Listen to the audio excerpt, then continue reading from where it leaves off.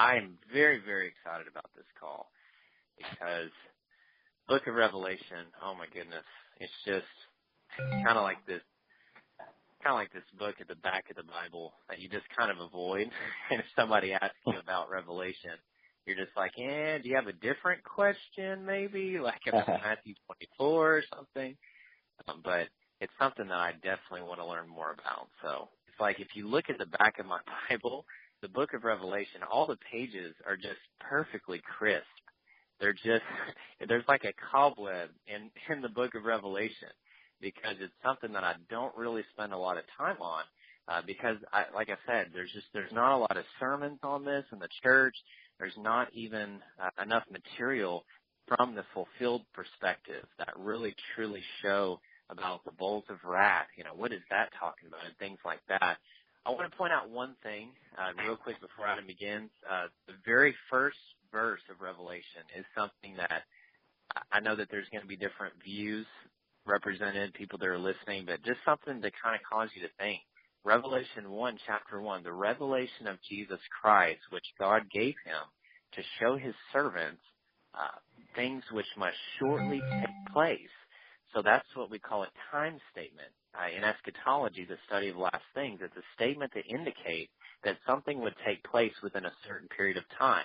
So like Jesus said in Matthew 24:34, I tell you the truth that all these things shall happen before this generation passes away.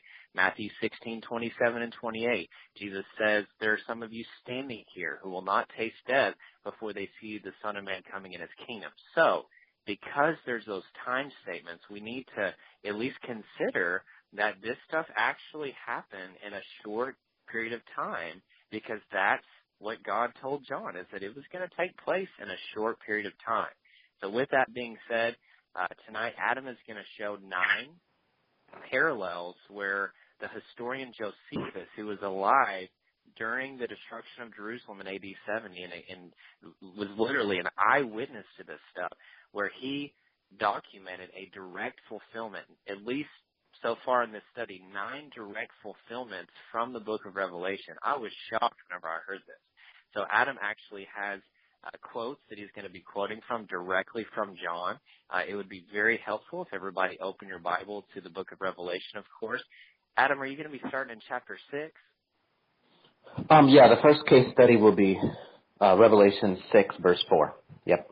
Okay. Yeah, so if everybody has your Bible or your iPhone or your iPad open to Revelation 6:4, let me say something about Adam real quick.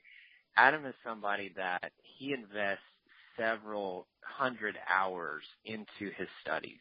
I've never seen someone that's so studied on the book of Revelation. He writes blogs about this constantly.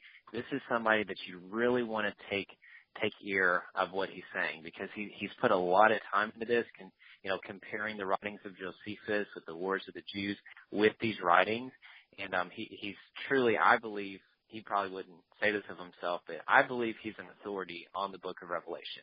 This is somebody that we really want to listen to, and I'm truly honored and humbled that Adam took the time. He's a friend. He's just somebody that truly reflects Jesus and has just such high character. So thank you, Adam, for doing this.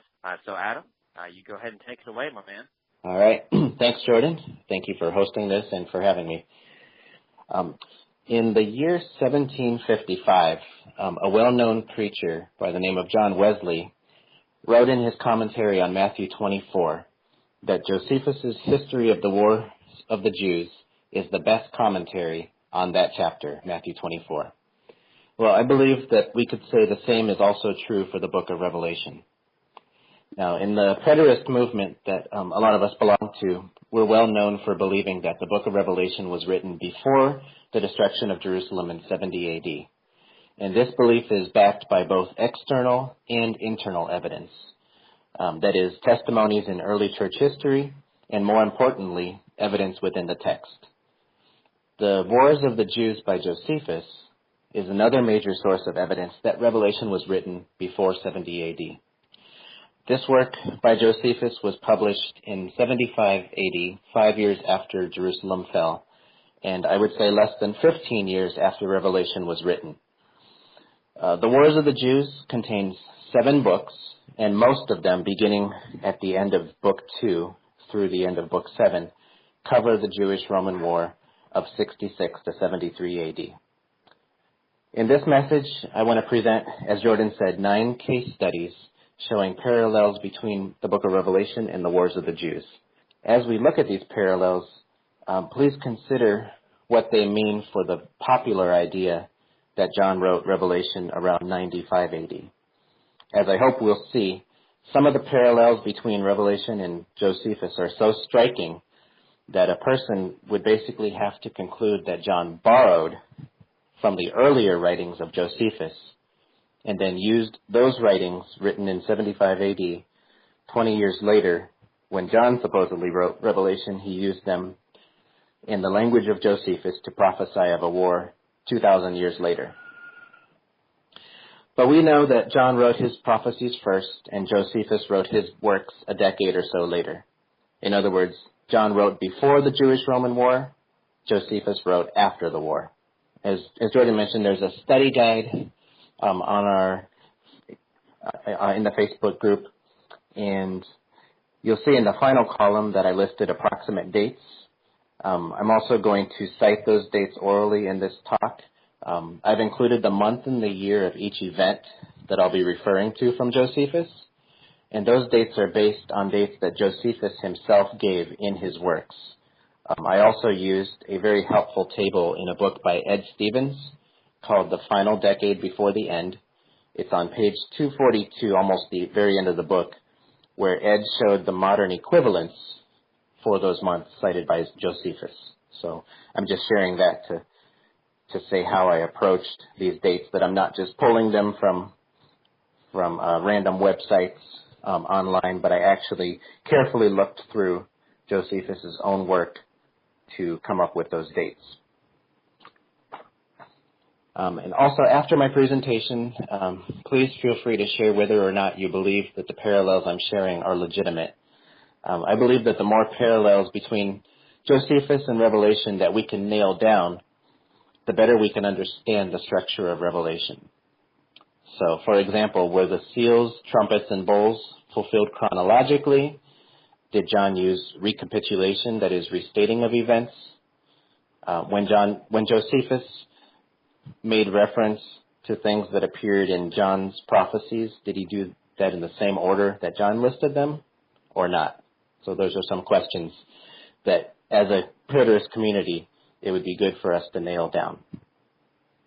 And again, I'd like to say that all of my written notes will be included later in a post at the website preteristconferencecalls.wordpress.com, and we'll post that in the Facebook group. So I'll come now to the first case study, which again will be Revelation 6, verse 4. And I'll quote that here.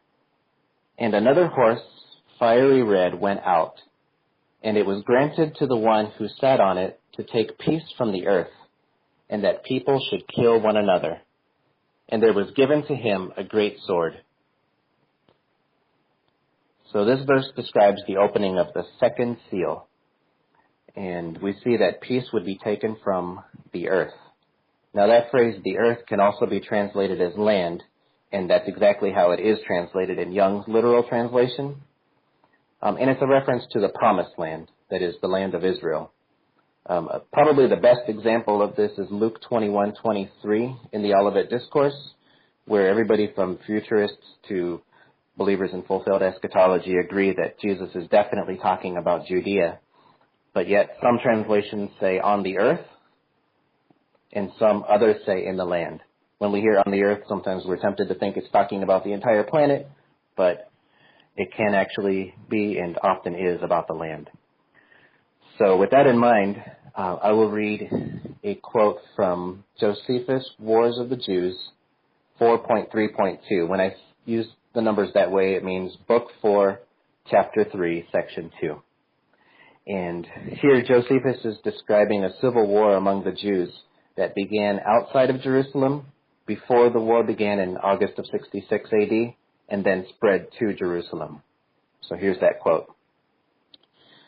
But then it must be observed that the multitude that came out of the country were at discord before the Jerusalem sedition began.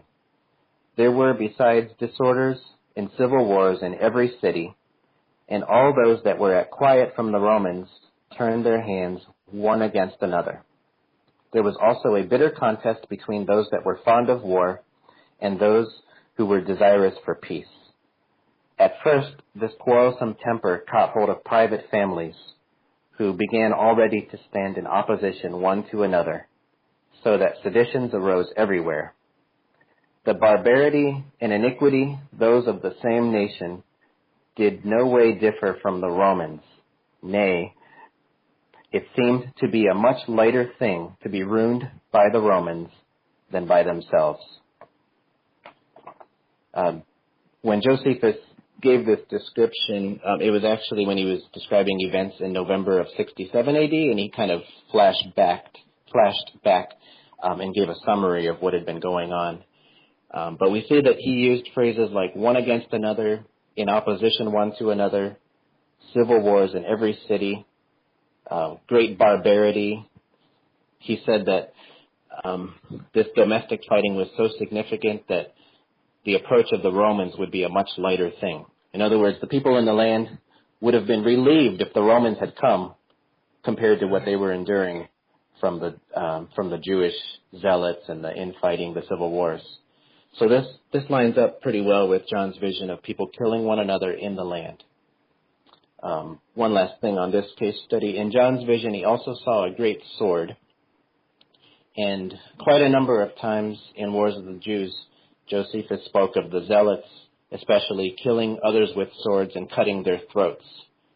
I'd like to look into that even deeper, because perhaps that means beheadings. I don't know if it means cutting their throats like with a knife, or since it's with a sword, it may be beheadings. And in my notes later, and also in the study guide that I already posted, I cited 4 different references where Josephus says that the Jews cut the throats of other Jews. And these instances in those quotes took place in August of 66 AD, February and March of 68 AD, and May of 70 AD. So throughout that almost 4-year period leading up to Jerusalem's destruction. All right, moving on to case study 2, I'll be reading from Revelation 6, verses 15 to 16, which says, "And the kings of the earth, the great men, the rich men, the commanders, the mighty men, every slave and every free man, hid themselves in the caves and in the rocks of the mountains, and said to the mountains and rocks, Fall on us, and hide us from the face of him who sits on the throne, and from the wrath of the Lamb. For the great day of his wrath has come, and who is able to stand?" Now, this passage is describing the 6th seal. Earlier it was the 2nd seal. Now we're looking at the 6th seal.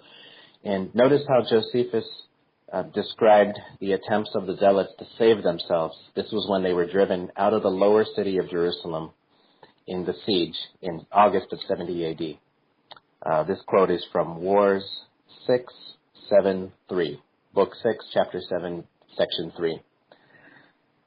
"So now the last hope which supported the tyrants and that crew of robbers who were with them was in the caves and caverns underground, whither, or where, if they could once fly, they did not expect to be searched for, but endeavored that after the whole city should be destroyed and the Romans gone away, they might come out again and escape from them.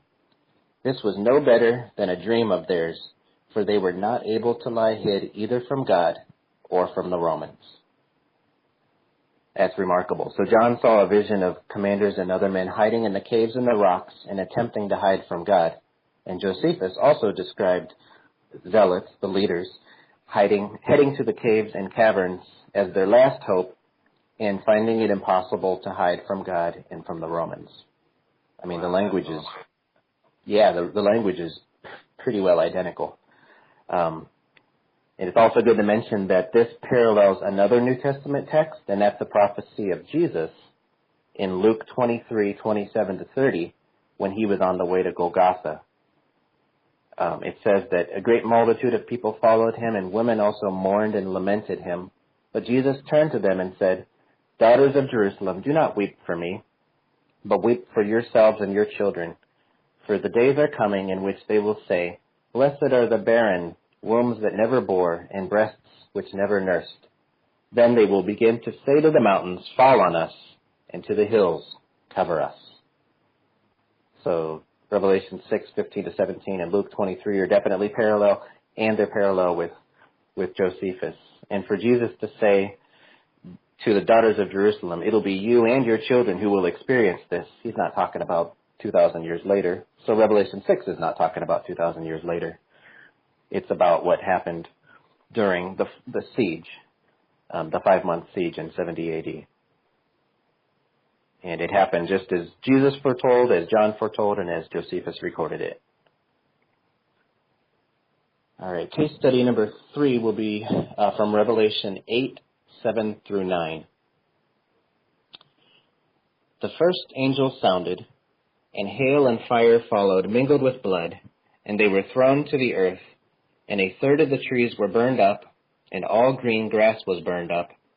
Then the second angel sounded, and something like a great mountain burning with fire was thrown into the sea, and a third of the sea became blood, and a third of the living creatures in the sea died, and a third of the ships were destroyed.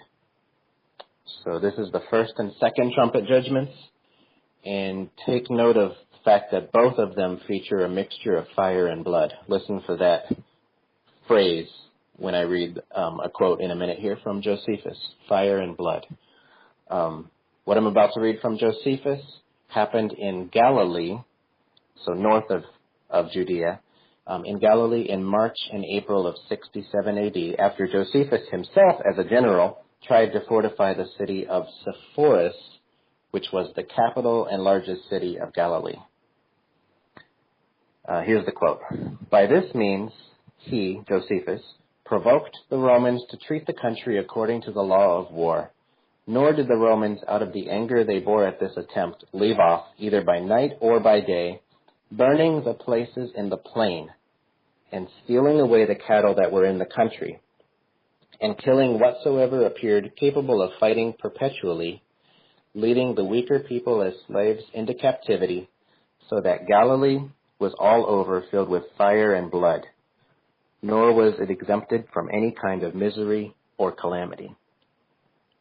So John describes the burning of trees and grass and a land filled with fire and blood, and Josephus talks about the Roman armies in early 67 AD burning the places in the plain in Galilee, which obviously means that trees and grass were burned, and also the land of Galilee being filled with fire and blood. Again, identical language. I should mention that Sepphoris was located halfway between the Mediterranean Sea and the Sea of Galilee, and just 3 miles away from Nazareth.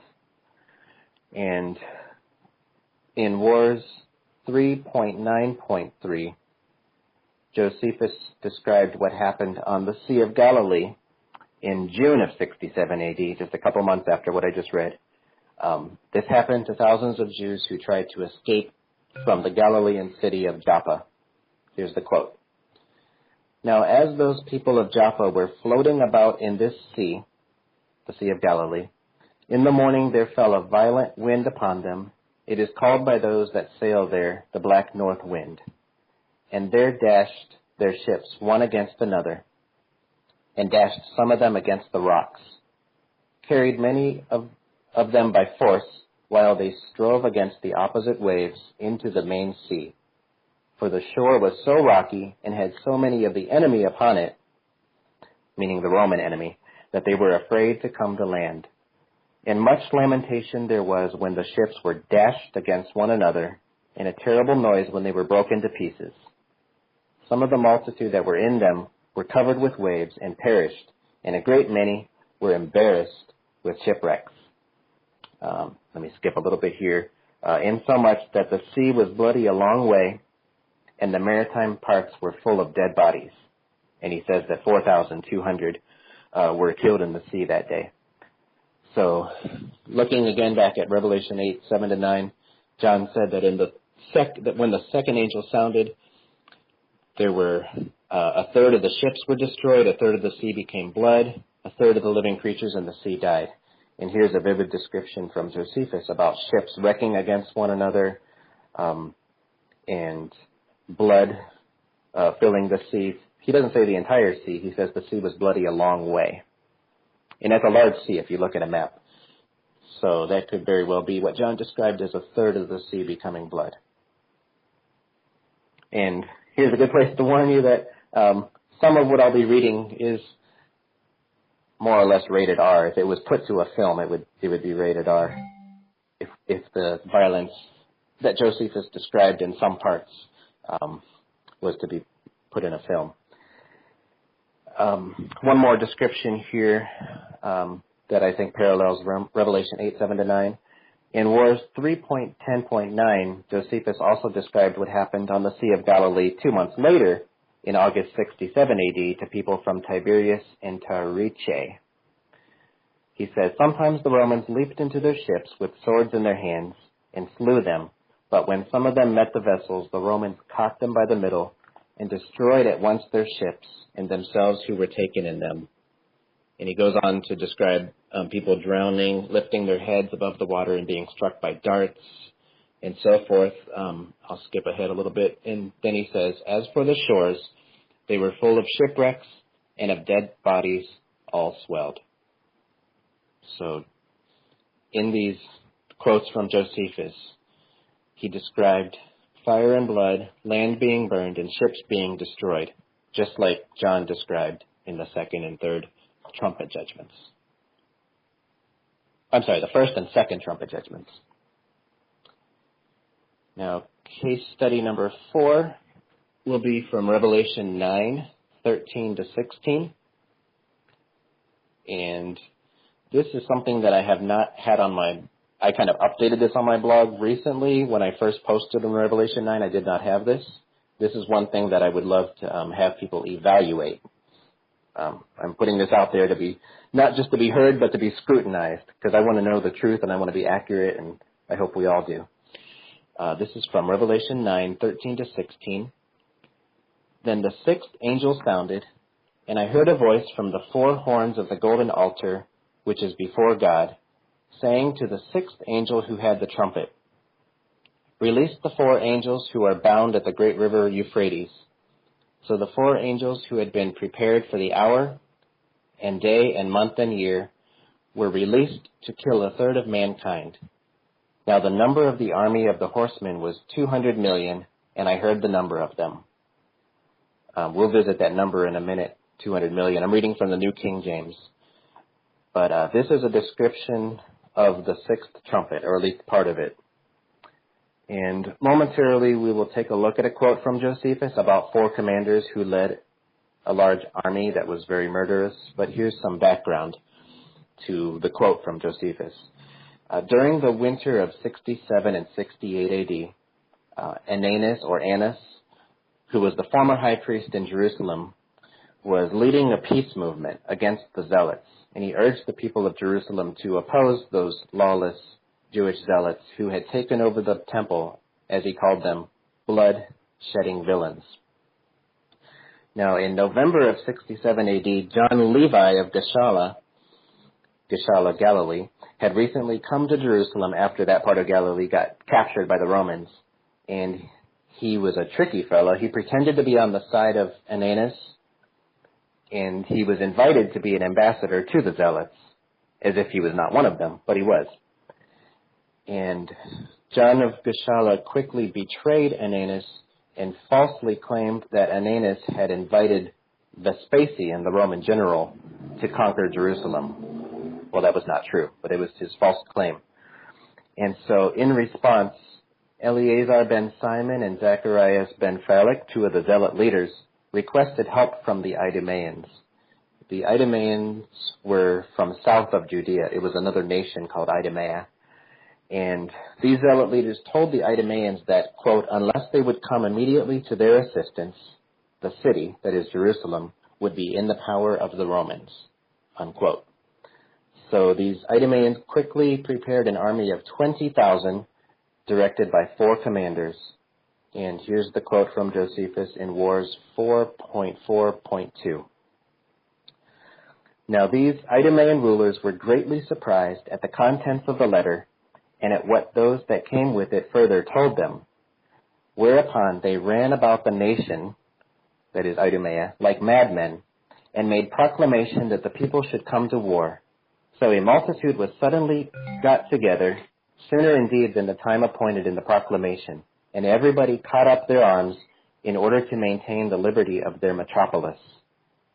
And 20,000 of them were put into battle array, and came to Jerusalem under 4 commanders, John and Jacob the son of Sosas, and besides these were Simon the son of Cathlus, and Phineas the son of Clusophus.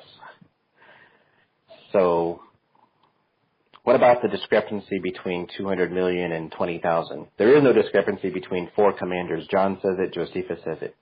But a lot of translations, including the New King James, give some variation there in Revelation 9 of the number 200 million.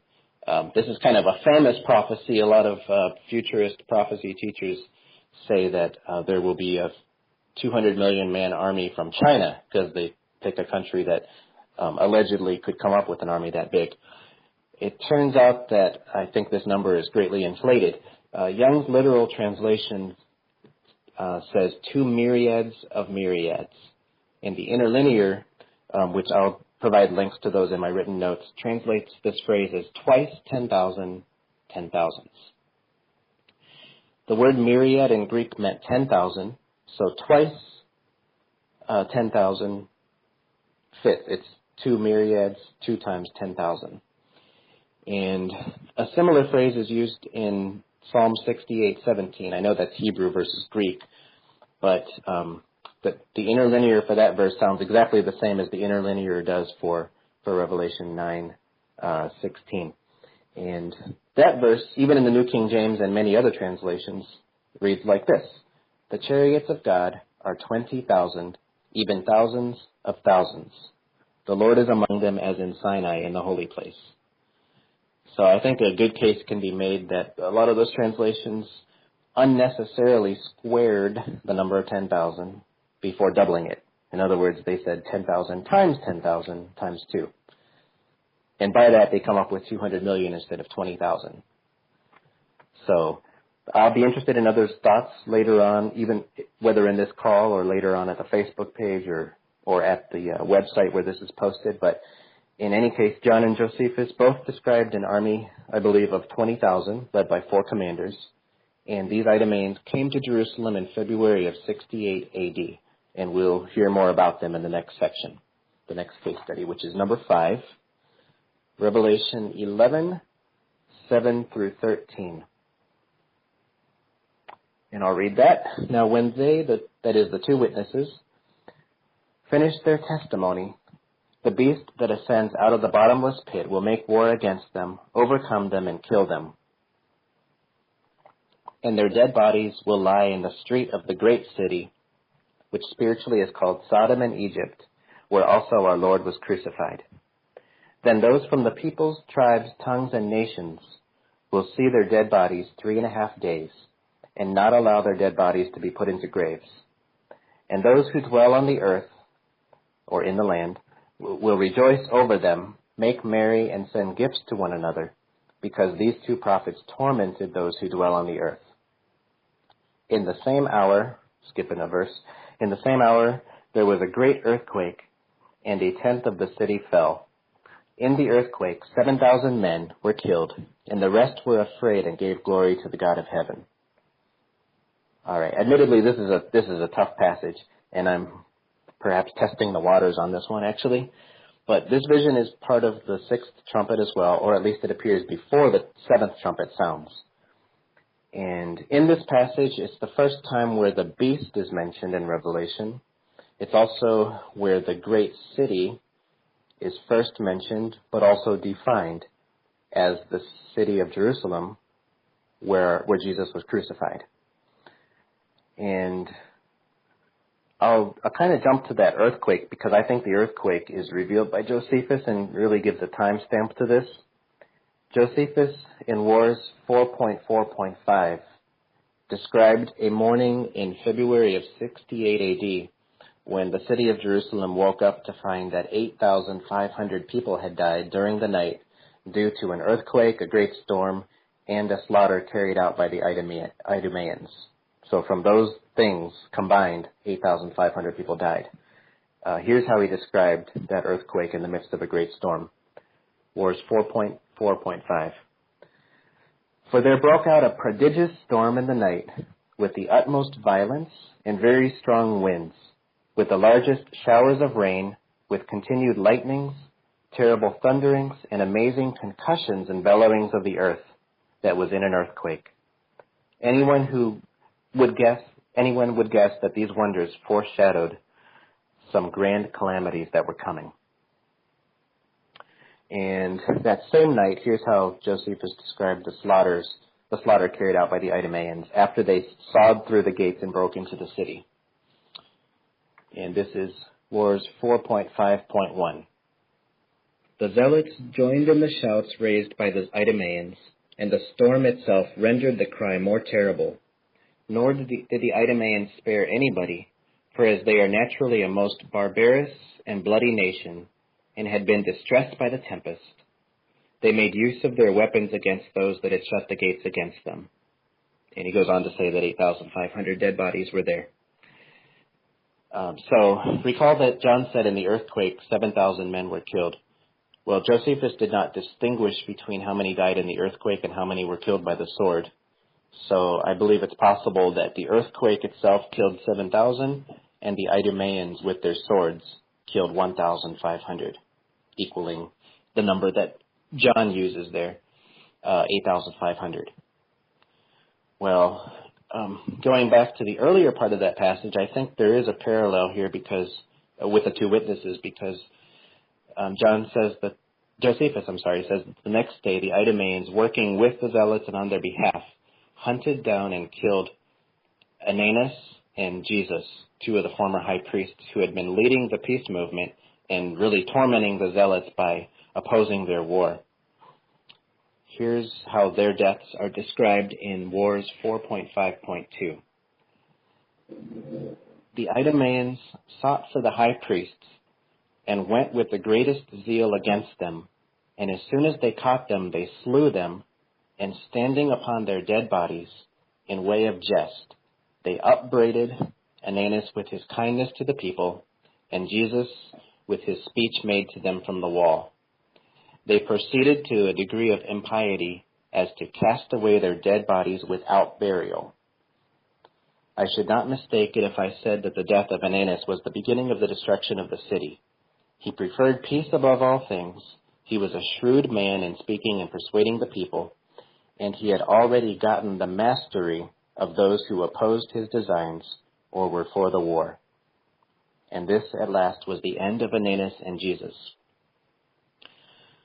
So I realize this case study is going to be the most controversial probably, and it deserves a deeper study, and I'll do that on my own later.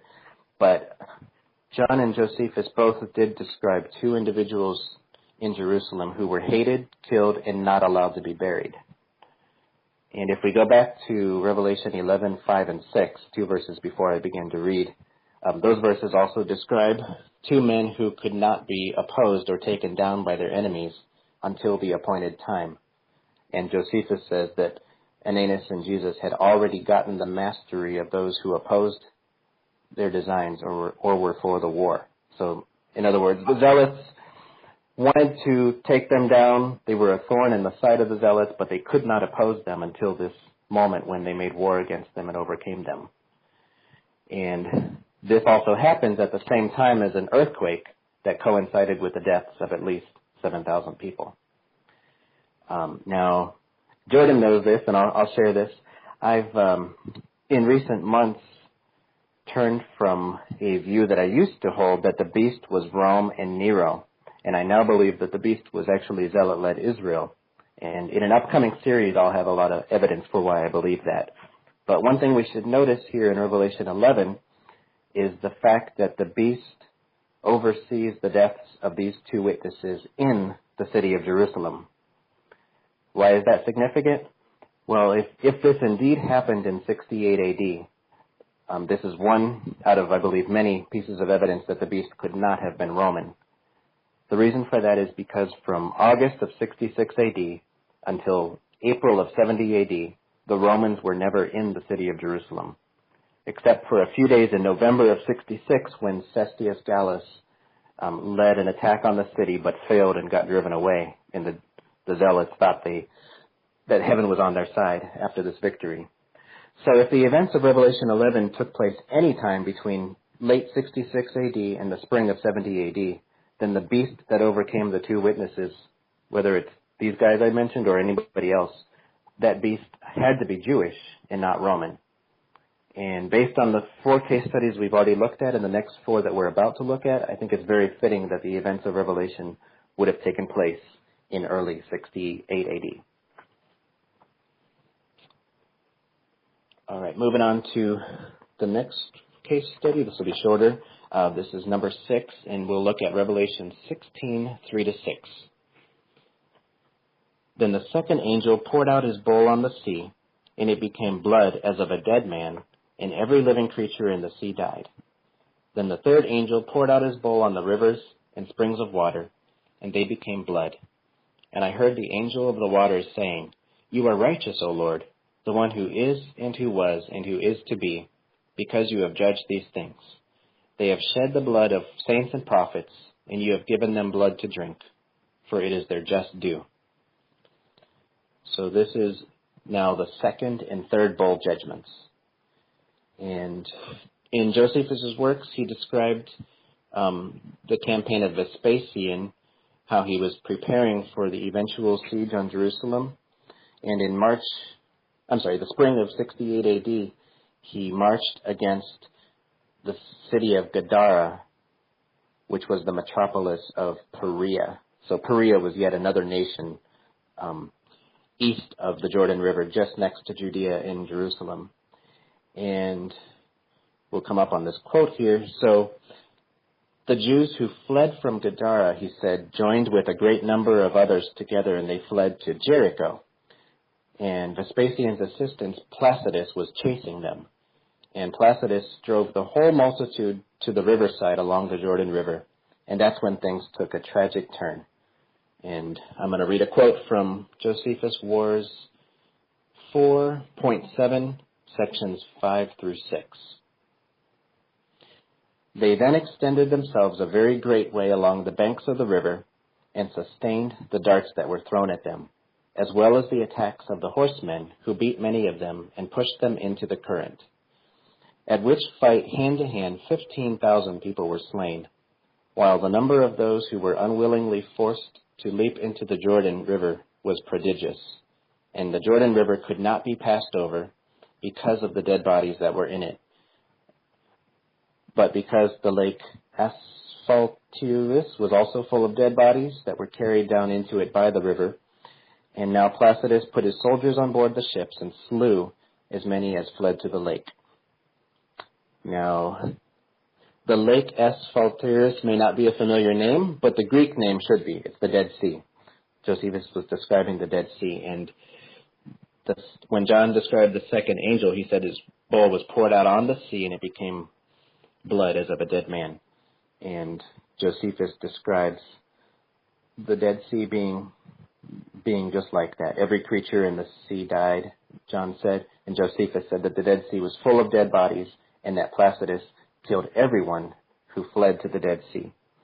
And the third bowl also mentions the rivers and the springs being full of blood, and the people having to drink the blood.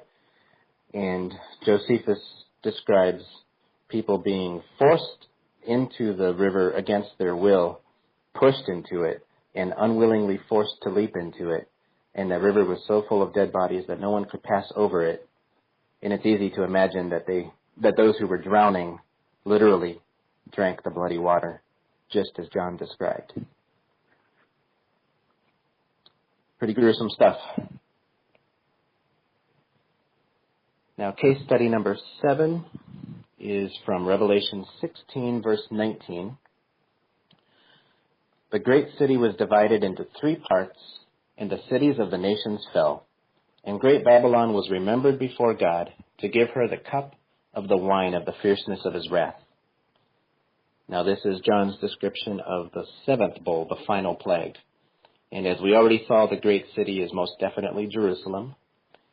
So there are two components to this vision here. Number one was that the cities of the nations fell. And I won't read through a lot of this because it'll be in my written notes, and it's kind of tedious. But basically, going back earlier, the downfall of Galilee happened in 67 AD, and that's described in War of the Jews, Book 3. In the previous section, we saw that Josephus described the subjugating of the entire nation of Perea in the spring of 68 AD. And in the summer of 68 AD, Vespasian was in Caesarea about to march to Jerusalem when he found out that Nero died in June of 68 AD. So he actually suspended his war campaign and waited there for almost a year until he became the next emperor. But in the meantime, in 68 AD, another nation fell, but not because of the Romans. It was actually because of Simon Bar Giora, a Jewish zealot leader. And Josephus has a pretty remarkable description in Wars 4.9.7 of how Simon laid waste the entire country of Idumea, attacking Hebron, ravaging cities and villages, and making Idumea like a desert. And then he compelled most of the people of Idumea to follow him, or actually go ahead of him to Jerusalem, and then he followed them. And Josephus says that Simon Bar Giora was a greater terror to the people of Jerusalem than the Romans themselves would have been. But the zealots who were already in Jerusalem were even heavier upon the people than Simon and the Romans. Well, amazingly, Simon was invited into Jerusalem, and the people welcomed him as a savior, thinking he was going to save them from the madness of the zealots. And I'll have links to where Josephus talked about that in Wars 4.9.11 and 12, where it says that Simon got possession of Jerusalem. The reason I'm mentioning this is because not only was Simon responsible for one of the nations and cities falling, as described in this verse, in addition to the nations and cities that fell at the hands of Vespasian, but the stage was also set for the dividing of Jerusalem into three parts once Simon arrived. And before we get to that, May and June of 69 AD, Vespasian, Josephus says, marched against those places of Judea which were not yet overthrown. And he talks about the cities of Judea that Vespasian overthrew at that time. So this is definitely cities and nations falling, as John described. And in December of 69 AD, Vespasian was named emperor. And at that time, Josephus described the situation in Jerusalem in Wars 5.1.1 and 5.1.4. He said, "The sedition at Jerusalem was revived and parted into three factions, and that one faction fought against the other. One should not mistake it if he called it a sedition begotten by another sedition," and this is interesting, "and to be like a wild beast grown mad, which for want of food from abroad fell now upon eating its own flesh." Keep that phrase in mind when we come to Revelation 17. He also said in the next section, 5.1.4, there were three treacherous factions in the city. The one parted from the other. And he goes on to say that it was Eleazar ben Simon, a zealot leader, leading one, John Levi of Gischala leading another, and Simon Bar Giora leading the third. So this is just a crystal clear fulfillment of John's words that the great city Jerusalem was divided into three parts. And interestingly, it's also, I believe, a flashback to Jerusalem's first destruction in 586 BC. Because in Ezekiel 5:1-12, Ezekiel was required to shave his own head and divide it into three parts. And when he did that, God told him, "This is Jerusalem," verse 5. So 1/3 of his hair was burned, another third was chopped up by the sword, and the last third was scattered into the wind, signifying how Jerusalem would be destroyed in 586 BC. So 600 some years later, Jerusalem, just before its next downfall, was also divided into three parts. So I think that's very significant. Okay, the next case study, I think a lot of people will be familiar with this, Revelation 16:21. It says, great hail from heaven fell upon men. Every hailstone was about the weight of a talent. And men blasphemed God because of the plague of the hail, since that plague was exceedingly great. This is also from John's description of the seventh bowl, and this compares extremely favorably to Wars 5.6.3, where Josephus described the 10th Roman legion catapulting large stones over the wall into Jerusalem in May of 70 A.D. The quote says, the engines that all the legions had already prepared for them were admirably contrived, but still more extraordinary ones belonged to the 10th legion. Now the stones that were cast were of the weight of a talent, and were carried 2 furlongs and further. The blow they gave was no way to be sustained, not only by those who first stood in the way, but by those who were beyond them for a great space. As for the Jews, they at first watched the coming of the stone, for it was of a white color, and could therefore not only be perceived by the great noise it made, but could be seen also before it came by its brightness. And he goes on to say that the watchmen cried out as it was coming, the stone cometh. So those that were in its way stood off and threw themselves to the ground and managed to escape from the stones for a while. But then the Romans learned to paint them black so that they did destroy many of the people.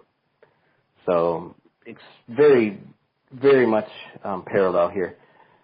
John saw hailstones weighing a talent falling from the sky over Jerusalem, and Josephus describes stones also weighing a talent being catapulted into the city, at first painted white, just the way hailstones would appear.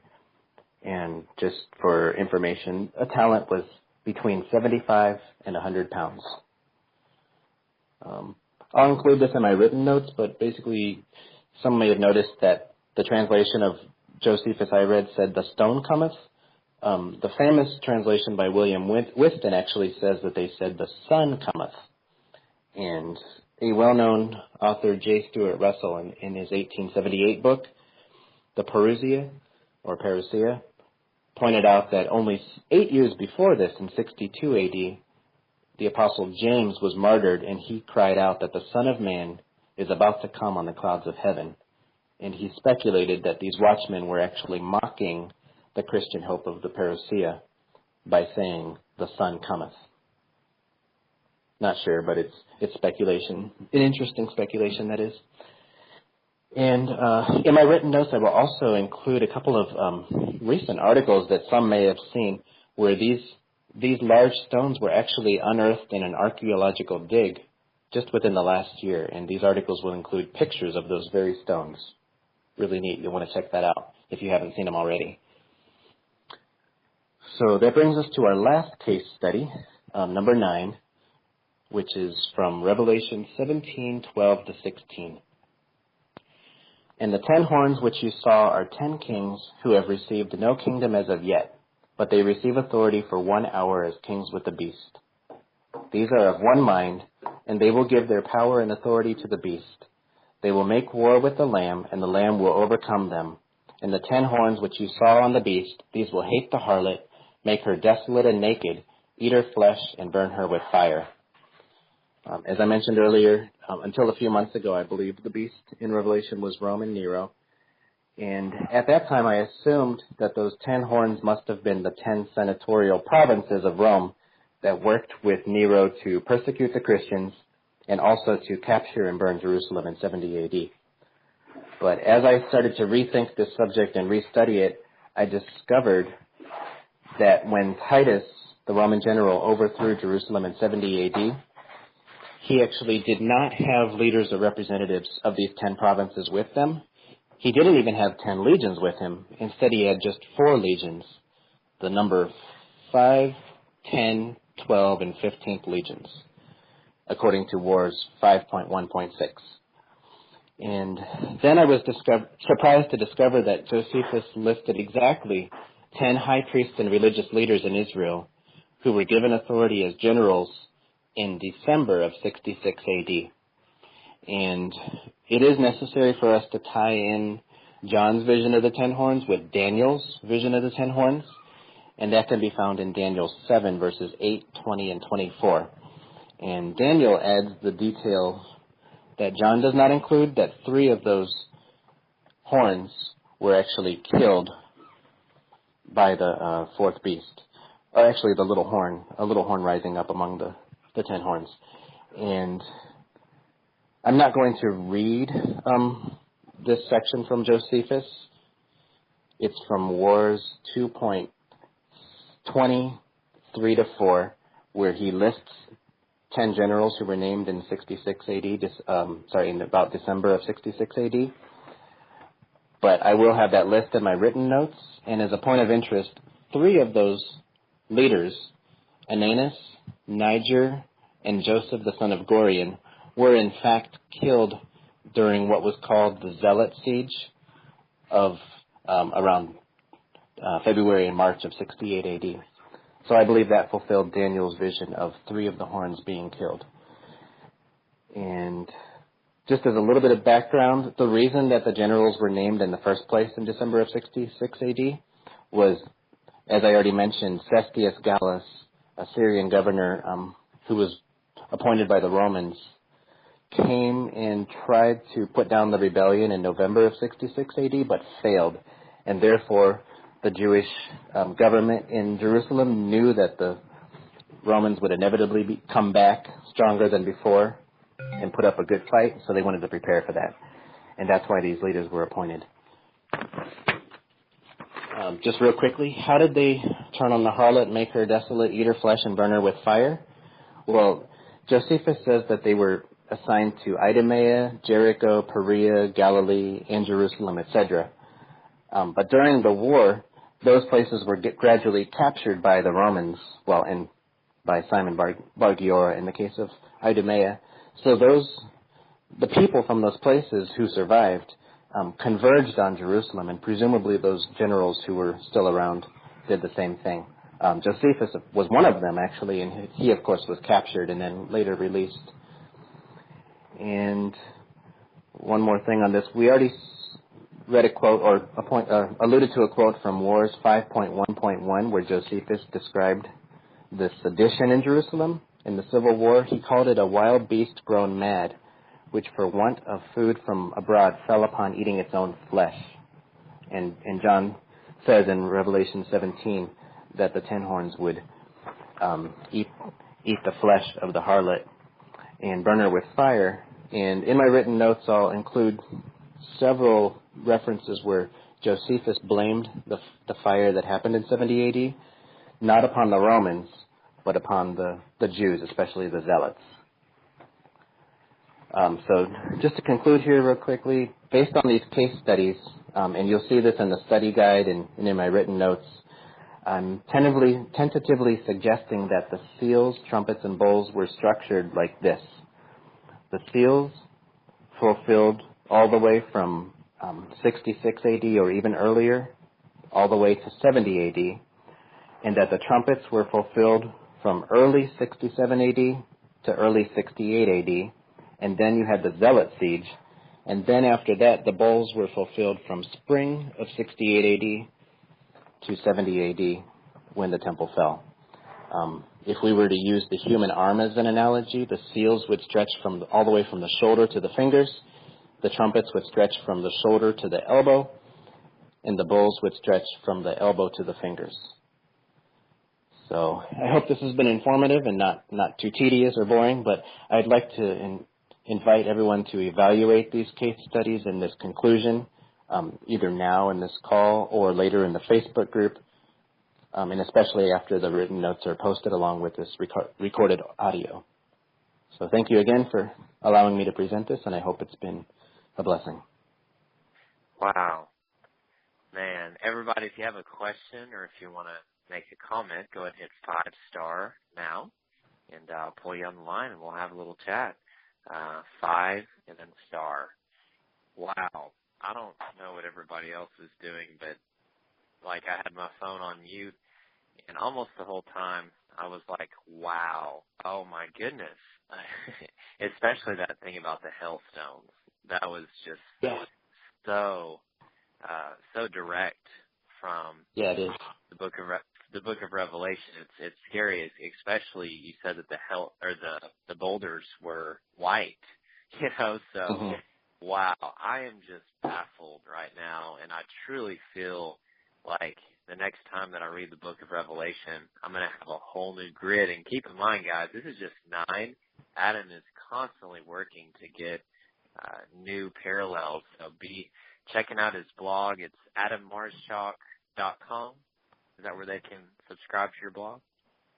Yes. Yep. Marschalk being MAARSCHALK. Awesome. Okay, guys, we've got some questions, and just feel free to ask a question or just say, hey, we'd love to hear from you guys. This call is to really bring the Fulfilled community together, and so even if you just want to say, hey, we'd love to hear that you called in and where you're calling from. So go to this first question here. Hold on one second. Go ahead. How are you doing? Hi, Jordan. Hi, Adam. How's it going? This is Chad Kennel from Appleton, Wisconsin. Hey, Chad. Hey, Chad. Hey, you guys pronounce my name just fine, Kennel. All right. Better than most people, so. Anyway, I just wanted to say my first impression when I first heard you guys were doing this, especially what you were doing, Adam, I couldn't help but feel a little excited because it's kind of you're doing a project that I had intended to do quite some time ago, and in fact, my wife and I, when we had started reading Josephus together, I wanted to take my Bible out and have Matthew 24 open and Revelation open right alongside it, and then read along and see if the events actually played out in the same order as they were prophesied to play out. And even as I started reading, I could already see it starting to happen, and it was actually so alarming to me. And I had already become a preterist, but it was still so alarming to me how directly what Josephus accounts and what was prophesied in the order it was prophesied to happen in, that I had to just kind of stop and I've been kind of letting it sink in for like the last 2-3 years now about how much we miss when we don't allow ourselves to actually study history of the contemporary period. And so I appreciate what you're trying to do with your parallels here. And I left a couple questions in the Facebook group. I don't know if you just wanted to read them after I got off the phone, or if you guys want me to just say them right now. Go ahead and read one. Go ahead and read one question now, because we've got a couple people waiting, and we'll let Adam answer that, and then I'm sure he doesn't mind answering the rest of them later. Okay. So what's probably the most important question, do you think? The most important one I think I'll go with right now, it would be I'll go with what you concluded with. The last one that I wrote on here was, do you see, or what do you know of, since I don't quite understand, maybe there's some Jewish symbology in that, the significance to the order of there being seals, trumpets, and then bowls, like the seals being first and then the trumpets and then the bowls. So I was curious as to if you understood if there was a sequence, a significance to the sequence of those things happening. All right, yeah, that's a good question. Well, the seals was basically the unveiling of what was to come, and Jesus, of course, was the Lamb who was the only one found worthy to break open those seals. And yeah, as you heard, I concluded that the seals appear to show the entire scope of the Jewish-Roman War from 66 up until 70 AD, kind of a summary overview. And John lets those things out right off the bat, and then he moves on to the trumpets. Well, trumpets, of course, when they're sounded, they're often a warning or proclamation. And I think that the trumpets covered, like I said, about a year-long period from early 67 to 68 AD. And so in that vein, just thinking about it, maybe they were, a lot of people were killed, but still they were heralds of of what was to come, and there was still time left, and time. I think that there was actually time for people to leave from Jerusalem, leave from the land, and get to safety. And in the surrounding countries, there were Jews who kept on coming to the feasts. It's really remarkable when you read about how, from Josephus, about how people from different countries still kept on coming into Jerusalem for the feasts, even in the midst of all this turmoil. And a lot of them were actually killed and were never able to go back to their respective countries. Well, in Revelation 18, there's the warning, come out of her, my people. Come out of the old covenant system. Don't cling to it anymore. And that becomes very practical when those who did not heed that trumpet call, that warning, still continued to go to Jerusalem, feeling like they were obligated to celebrate the feasts, and were killed. But then the bowls, of course, they were bowls of wrath, and I think that was the final round of wrath that was poured out in the last couple of years before Jerusalem fell. So just thinking aloud, that's a good question, and be glad to know being a military now or later. guy, Think of that. being a military guy myself, I was curious if there was maybe some significance to the seals are the orders from the king, the trumpets are the call to action, and the bowls are the actual, fallout. I was just curious, if you had some into that at all. But thanks, I appreciate the answer. It definitely makes me think. Hey, I appreciate what you guys are doing. I'll get off the phone, let you guys talk to everyone else, and I look forward to the rest of your work, and maybe I can help in some way later. Absolutely, that'd be a privilege. We would love that, Chad. It's so great to have you on here, man. And I saw you sent me a friend request, so we'll be in touch, man. Excellent, cool. Thanks. Right, take care, man. All right.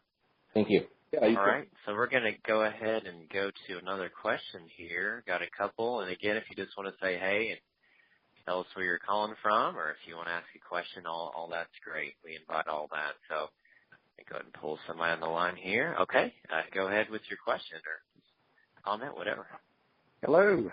Hey there. Hey, this is Paul Saul. Hey, Paul. You there, Paul? Thank you very much. Yeah, I'm here. It just took a while to unmute the phone for some reason. But hey, excellent presentation, Adam. I've really been looking forward to this, and thank you, Jordan, for hosting it. Excellent work tonight.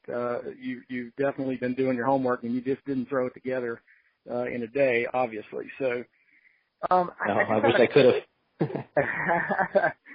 Well, seriously, there's lots more work to be done along these lines, and I'm. I know some other people have done similar work, but I had a question.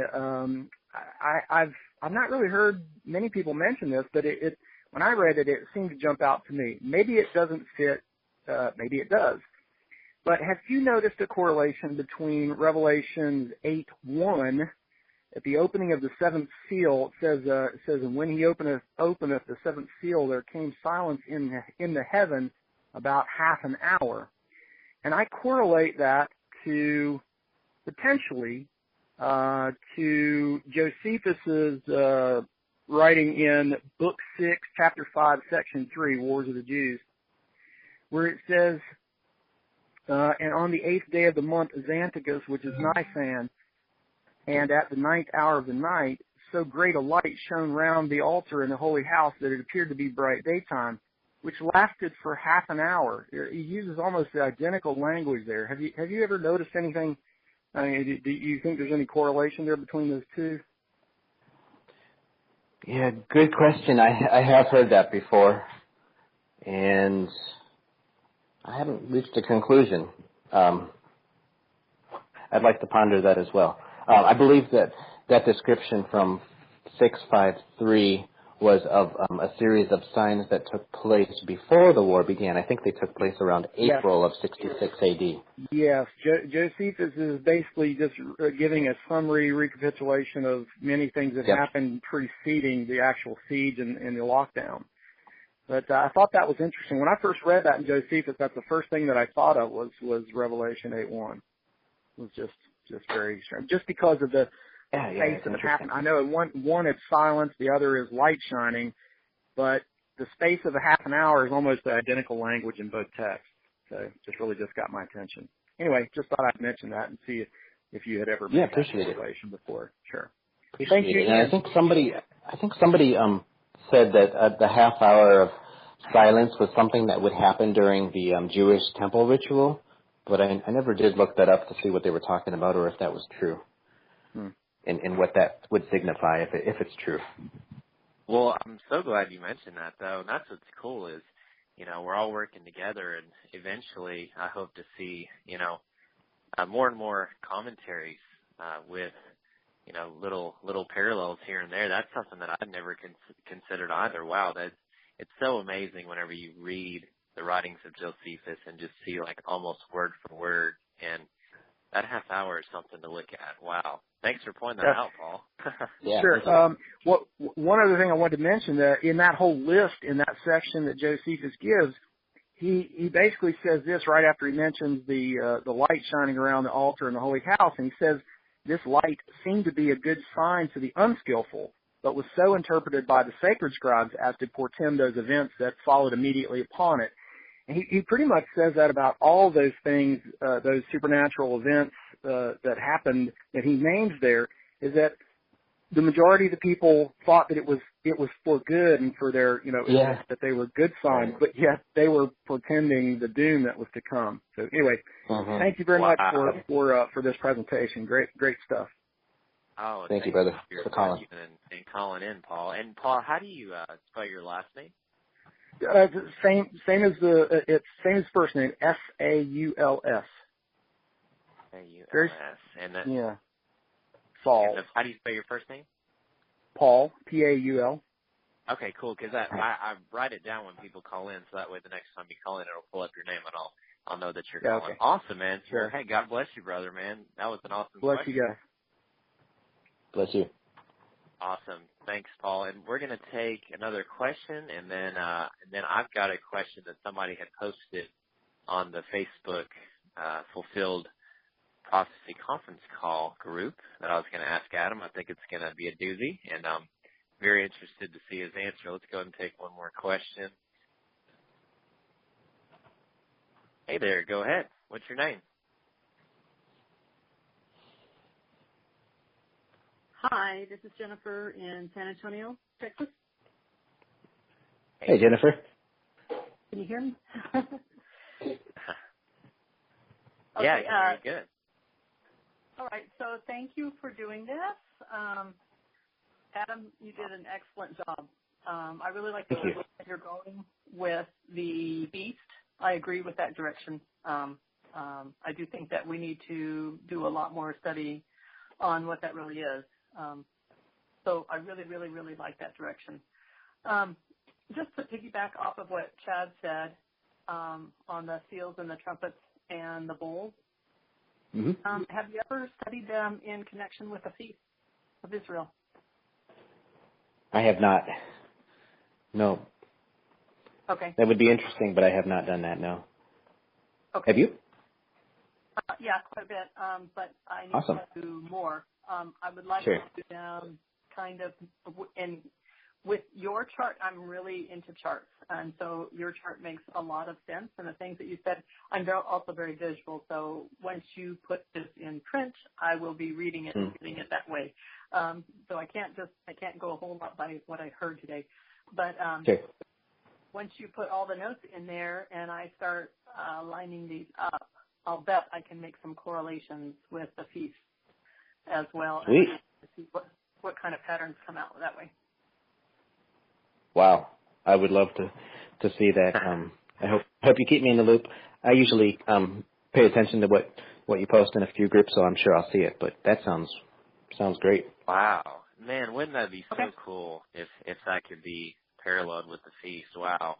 I'm telling you, there's things that are going to get unraveled. And Jennifer, what was your last name? Fishburne.